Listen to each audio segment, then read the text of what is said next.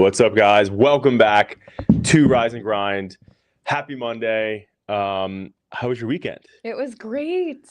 It was a great weekend. I feel very recharged. Went to Boiler Room. That was so much fun. Let's go. Yeah. I love that. Very good. How was your I weekend? love that. Not as crazy as yours, but no, it was definitely a great weekend. Feeling recharged. A lot of family time. And I made it to Angelica's in Seabright. I thought you were talking about your cousin No. Angelica. Made it to I was like, wow, Angelica's. that was nice. Yeah. How is that place? Angelica's in Seabright is really, really good. I've heard that. I've never been. It's an Italian food? Yes, Yeah. I went with Jamie, this dude Jake, and this dude Eric, and what a fantastic, like, I can't even believe it. Like, obviously I've heard a lot of the hype over the years, and it's kind of far for me. It's like 37 minutes away. So it's not super far, but it's kind of far. So Jack wasn't super pumped because she always is like, I want to go try it. I want to go try it. Oh, And I'm you always went like, without I'm her. not going all the way up there. And finally, obviously, went with Jamie and them, and it was really, really, really good food. You owe her now. Yeah, I do. You gotta take her. Like, literally didn't like miss. And then what was cool though was when we were there, like, the entire place was packed, and I feel like everybody in the room was business owners.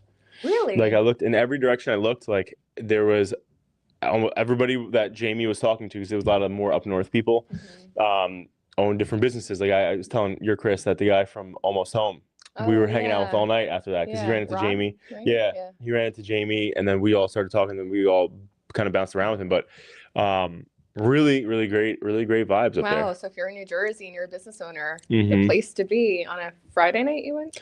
We went on a Friday night. On a Friday night. Yeah, and then we went to Brothers Daily.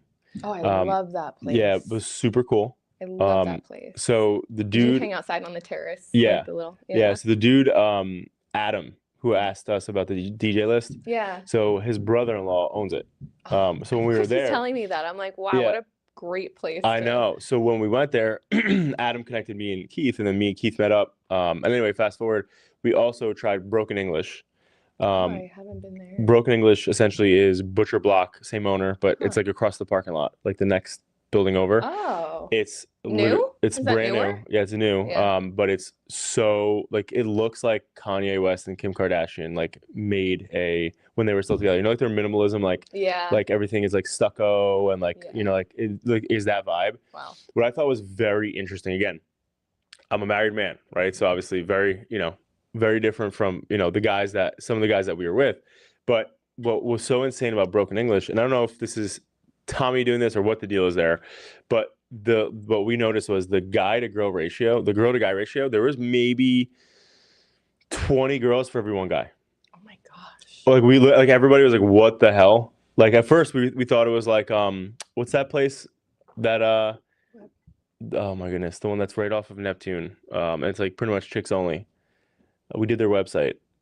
I'm like drawing a blank right now. In Neptune? Yeah. Anyway, I thought it was like that, and then obviously, but like the vibes there apparently is why everyone went there. But it was like, I didn't try any food, but the atmosphere, because I was there very quickly. But the atmosphere is literally insane, like insane. So between Angelica's, then to that, it was like, wow. You were having yourself a night. Yeah. I love that for you. That's great. I popped out. It was a pop Dad's job. night out. Yeah, exactly. It actually was. All the guys that I was with were married and had kids. So yeah, it was a good weekend. But one thing I want to talk about first real quick is, so I don't know about you, right? But like, I, growing up, always like loved getting new phones. I guess that's like kind of what replaced the car thing for me. Since all the phones stay the same now. But essentially, growing up, I used to always love having different phones, and I feel like it was everybody was unique, and everyone had their own like individuality of like the stuff that they had. And like, so now we all have either iPhones or Droids, and that's pretty much it. Yeah. And so there's this company called Unihertz, and they essentially put out different types of phones, but they're putting out a phone right now that's going to be like the BlackBerry Bold, essentially. And it's an Android, obviously, because it runs on that operating system. But and I'm really pumped about it, because apparently those phones like ship in August, which is going to be here soon. But very, very cool. It's called like the Elite Titan I was gonna say the Pro. Titan 2, Yeah, Titan maybe 2 Titan Pro 2. or Elite, whatever it is. I'm But looking at it. It's but going. It's actually really affordable too. It's oh, it's very, very less than affordable. 500 bucks. Yeah, it's very For affordable. a smartphone with a full keyboard. Mm-hmm. That's nice. Yeah. So, So yeah. are you bringing it back?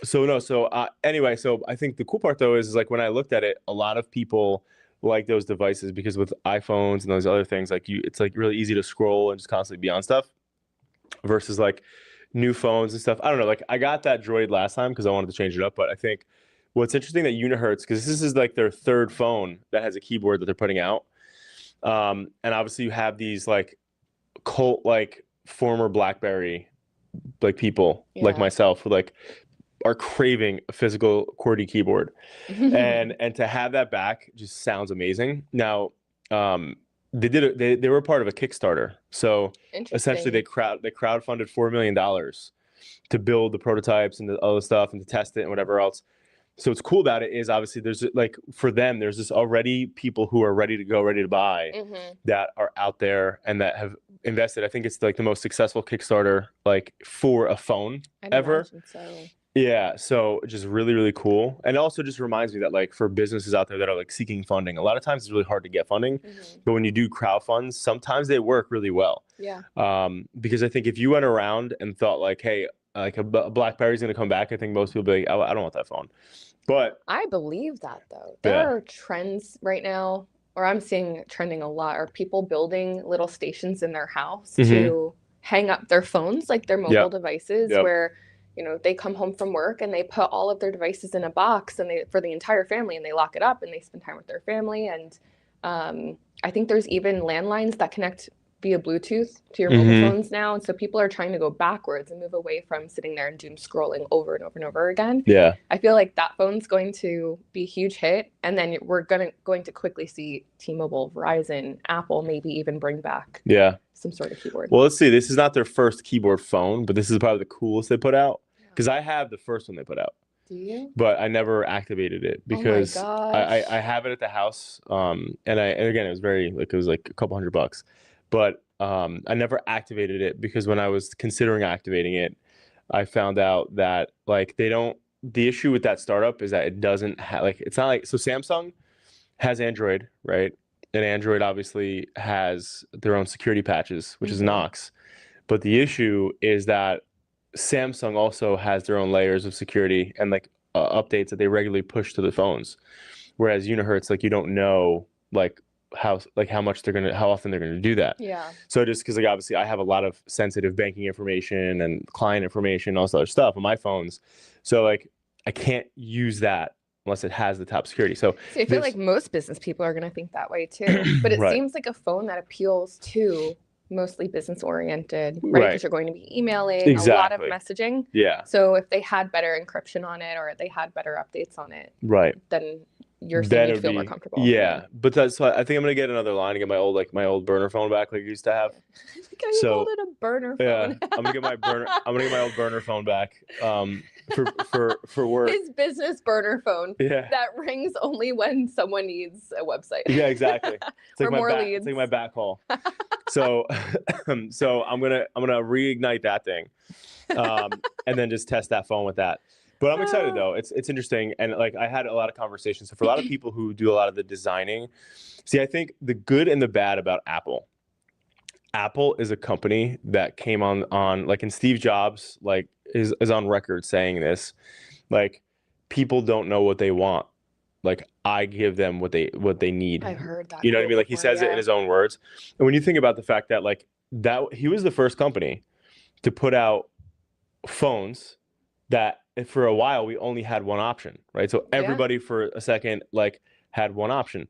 Like if I went on Zillow on all of your houses, including mine, and looked at the oldest listing photos, right? Like, and Zillow probably doesn't put that out, but like if you look at MLS, you can look at like the old ones, and like for any house that I've ever owned, right? And I've had a couple because I'm a gypsy. There's never been one from I'll say like 2003 and behind. Every house had very different colors, wallpaper. It was so unique to whoever lived there. Whereas now we all have the same house. Like everybody has like very boring like grays and like, you know what I mean? Yeah. Like it's like very like that. Like a lot of houses have become that. And I truly feel like, again, iPhone was the first one to really make everything minimalism and very like, you know, and again, and the world adopted to it. A lot of designers adopted to it, where I feel like that's why when I think about phones or cars, like when you like literally like, I forget the percentage, but I think it's like something like 60 or more percent of cars on the road are black and white right now. Like, I believe that. Like growing up, I had a red car. Yeah. I saw a million different color cars. I love when you see those electric blue cars going by, like because you just never see good color blue, like cars. Yeah. Perfect example. Blue. Has a white car, black car, white car. Yeah. Like Chris has a black car. Yeah. Right outside next to yours right now is Kevin's. Colors. But no, the problem is though is that like we've been defaulted to like our color options, right? Like our options that most, like, and I think Apple's the first one. It was grays, blacks, and whites.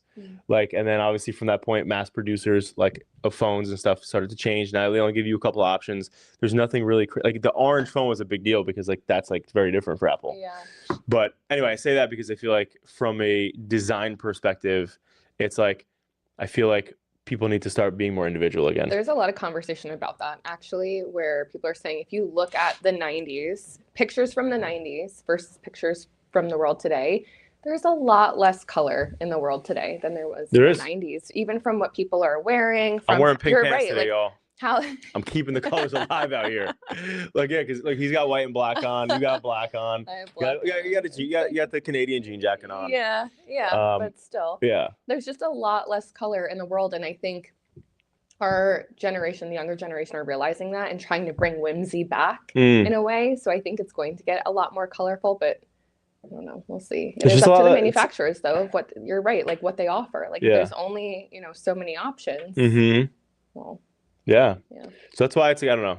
I can go on a rant for this but forever, but I think at the end of the day, it's like when you look at just like colors and stuff like that, it's gotten so boring. Yeah. Which is why the phone I'm excited about. It should be something new and different. If you had to pick a color car, what color would you choose? What wasn't like black, white, or silver? No basic colors allowed. Yeah. Honestly, I think I would go with that like electric ass blue. Yeah. Yeah. Anytime I see it, like I'm always like, damn, that's bold. But I always love how the sun hits it and like just has like different colors on it and stuff. Sometimes the way you look at it, like I'm just like, damn. If I see electric blue color, I'm like, okay, damn. Yeah. Probably that color. There's a car that drives around. It's actually a G-Wagon in our area, and it's like this denim blue color. Have you seen it? I've seen it a handful of times. Denim blue? Yeah, it's so pretty. Wow. Yeah. I like seeing different colored cars out in the wild. They stick out, like the way that I'm able to your next car instead of it being black. But like the way that you're able to remember that, right? Like when I see this one car that's a certain color, I'm like, oh, it has to be the same person each time because I've never seen a car like that. I think another great example of that locally is Kristen Sachs, right, with the gold. She took it off.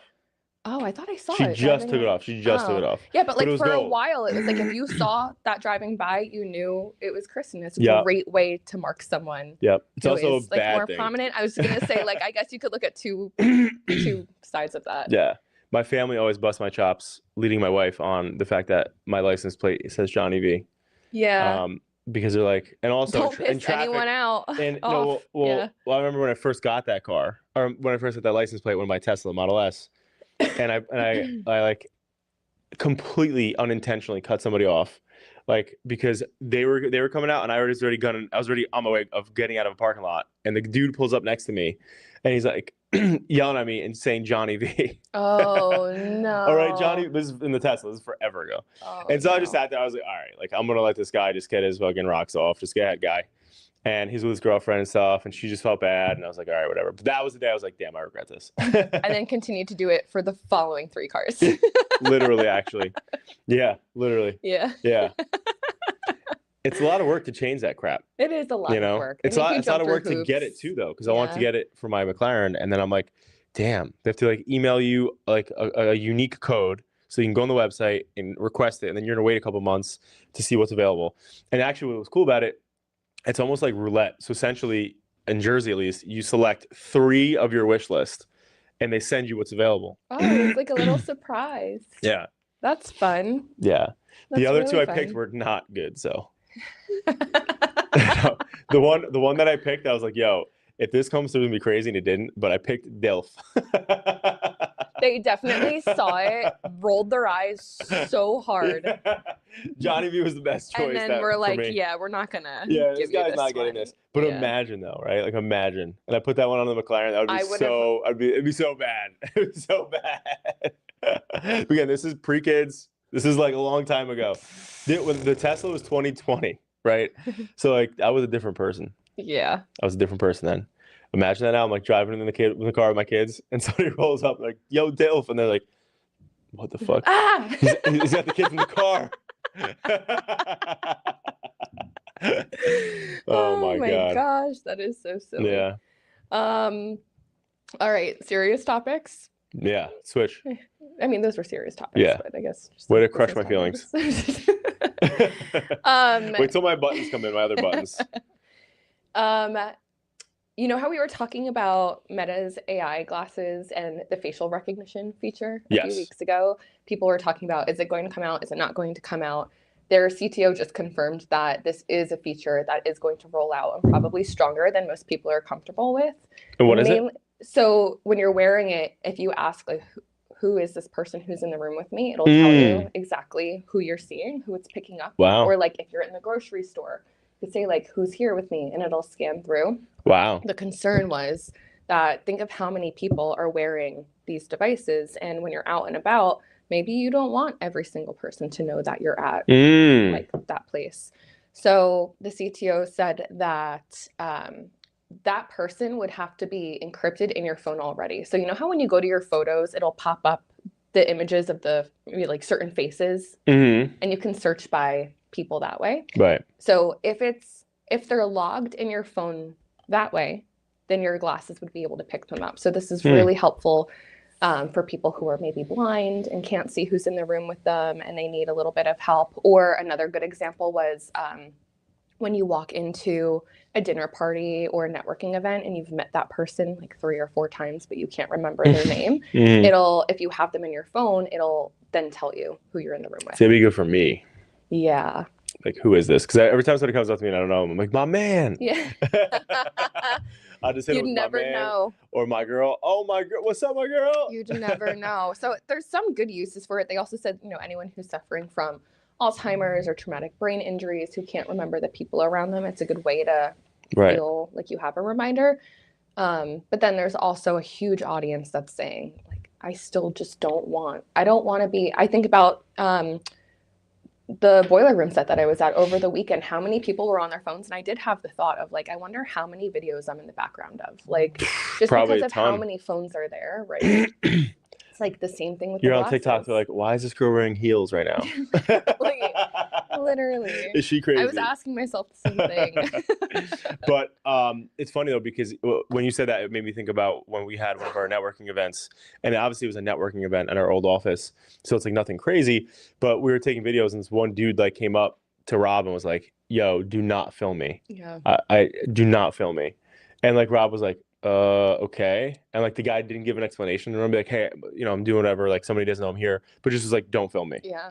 Like, don't film me. And I was like, whoa. People just don't want that. Yeah, that's going to be a really big privacy issue. Yeah. So I don't know. I'm really interested to see. And then another privacy issue that they just dealt with is they spent months working on the ability for someone to remix your photo. So let's say you posted at the beach, right? I can then go to Meta and say, hi, remix me a photo of me in the same spot that Johnny V was at, like tag you, right, on his latest post. And then it would put me in your post. So people would be able to remix themselves in, like, with the concept of other people's content. They rolled it out, and immediately so many influencers and creators were like, whoa, whoa, whoa, whoa. That means that I'm spending all this time traveling, going to all these places to create this content, and anybody could just could steal my strategy, steal my content and put themselves in it. And it started becoming a big issue. Or it was a lot of talent agencies and marketing agencies that were saying to Meta, like, you need to pull this down immediately. And they did. 2 days later after they released it, they pulled it down. Imagine that, spending months and months coding this feature, thinking, I don't know how they thought it was going to be a great idea in the first place. Yeah, it sounds a little. Right? Like, let's just use other people. Oh, and the best part is everyone was automatically opted in. And you didn't know that the feature rolled out. You had to opt yourself out. So if you didn't want someone using your content to be remixed via AI or AI to pick up on your content, you had to opt out. Snapchat did this a few months ago too. So a lot of these platforms are sneakily opting us into AI consent to use content. That is alarming. There's a lot of that, obviously. But you know what? Ultimately, like, look at the people who did that proposal and put that flag on top of Empire State Building. Like, everybody remixed it themselves anyway. Oh, yeah. You know what I mean? So it's like, I guess in their minds, they just thought like, well, people are doing it. Like, what does it matter? Yeah. Let's make it easier for them. Yeah. Right? But, I don't know. But then have people opt in themselves for it. Right? Yeah. Like, I don't know, because it could be anyone. It could be just literally your family photo at the beach. Someone could be like, put me in the photo with. Yeah. Very, very strange.